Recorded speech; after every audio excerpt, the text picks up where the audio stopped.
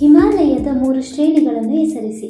ಹಿಮಾದ್ರಿ, ಮಹಾ ಹಿಮಾಲಯ, ಹಿಮಾಚಲ, ಕಿರಿಯ ಹಿಮಾಲಯ, ಶಿವಾಲಿಕ್, ಬಾಹ್ಯ ಹಿಮಾಲಯ.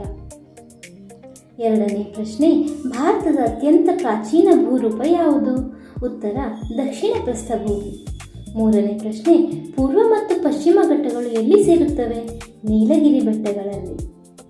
4ನೇ ಪ್ರಶ್ನೆ, ಲಕ್ಷದ್ವೀಪಗಳು ಯಾವುದರಿಂದ ನಿರ್ಮಾಣವಾಗಿದೆ? ಹವಳಗಳಿಂದ.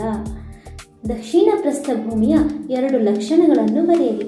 ಇದು ಭಾರತದ ಅತ್ಯಂತ ಪ್ರಾಚೀನ ಭೂರೂಪವಾಗಿದೆ. ಇದು ಖನಿಜ ಸಂಪತ್ತಿನಿಂದ ಸಮೃದ್ಧವಾಗಿದೆ. ಭಾರತದ ಪ್ರಮುಖ ಭೌತಿಕ ವಿಭಾಗಗಳನ್ನು ಹೆಸರಿಸಿ. ಉತ್ತರ ಪರ್ವತಗಳು, ಉತ್ತರದ ಮಹಾಸಮತಟ್ಟು, ದಕ್ಷಿಣ ಪ್ರಸ್ಥಭೂಮಿ, ಕರಾವಳಿ ಪ್ರದೇಶಗಳು ಹಾಗೂ ದ್ವೀಪಗಳು. ಉತ್ತರದ ಪರ್ವತಗಳ ಮಹತ್ವವನ್ನು ವಿವರಿಸಿ.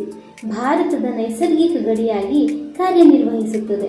ಮಧ್ಯ ಏಷ್ಯಾದಿಂದ ಬರುವ ಶೀತಗಾಳಿಗಳನ್ನು ತಡೆಯುತ್ತದೆ. ಮಳೆಗಾಳಿಗಳನ್ನು ತಡೆದು ಮಳೆ ಸುರಿಯಲು ಸಹಾಯ ಮಾಡುತ್ತದೆ. ಗಂಗಾ, ಯಮುನಾ, ಬ್ರಹ್ಮಪುತ್ರ ಮುಂತಾದ ನದಿಗಳ ಉಗಮ ಸ್ಥಾನವಾಗಿದೆ. ಜಲವಿದ್ಯುತ್ ಉತ್ಪಾದನೆಗೆ ಸಹಕಾರಿಯಾಗಿದೆ. ಪ್ರವಾಸೋದ್ಯಮ ಮತ್ತು ಅರಣ್ಯ ಸಂಪತ್ತಿಗೆ ನೆರವಾಗುತ್ತದೆ. ದಕ್ಷಿಣ ಪ್ರಸ್ಥಭೂಮಿಯ ಲಕ್ಷಣಗಳನ್ನು ವಿವರಿಸಿ. ಇದು ಭಾರತದ ಅತ್ಯಂತ ಪ್ರಾಚೀನ ಭೂಭಾಗವಾಗಿದೆ. ತ್ರಿಕೋನಾಕಾರದ ರೂಪವನ್ನು ಹೊಂದಿದೆ. ಖನಿಜ ಸಂಪತ್ತಿನಿಂದ ಸಮೃದ್ಧವಾಗಿದೆ. ಪಶ್ಚಿಮ ಮತ್ತು ಪೂರ್ವ ಘಟ್ಟಗಳಿಂದ ಸುತ್ತುವರಿದಿದೆ. ಅನೇಕ ನದಿಗಳ ಉಗಮ ಸ್ಥಾನವಾಗಿದೆ. ಪಶ್ಚಿಮ ಘಟ್ಟ ಮತ್ತು ಪೂರ್ವ ಘಟ್ಟಗಳ ವ್ಯತ್ಯಾಸ. ಪಶ್ಚಿಮ ಘಟ್ಟ ಅರಬ್ಬಿ ಸಮುದ್ರಕ್ಕೆ ಸಮಾನಾಂತರವಾಗಿದೆ. ಪೂರ್ವ ಘಟ್ಟ ಬಂಗಾಳ ಕೊಲ್ಲಿಗೆ ಸಮಾನಾಂತರವಾಗಿದೆ. ನಿರಂತರ ಪರ್ವತ ಶ್ರೇಣಿ, ನಿರಂತರವಲ್ಲದ ಪರ್ವತ ಶ್ರೇಣಿ. ಹೆಚ್ಚು ಎತ್ತರವಾಗಿದೆ, ಕಡಿಮೆ ಎತ್ತರವಾಗಿದೆ.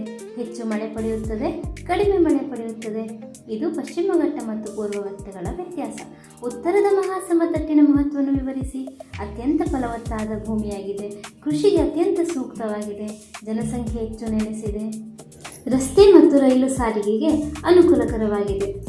ಕೈಗಾರಿಕೆಗಳ ಬೆಳವಣಿಗೆಗೆ ಸಹಕಾರಿಯಾಗಿದೆ.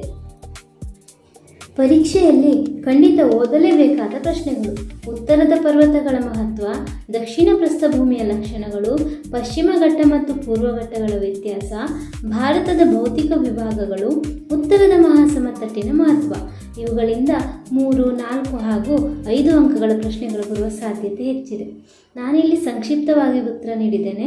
ನೀವು ಅದನ್ನು ವಿವರಿಸಿ ಬರೆದರೆ ಸಾಕು. Thank you.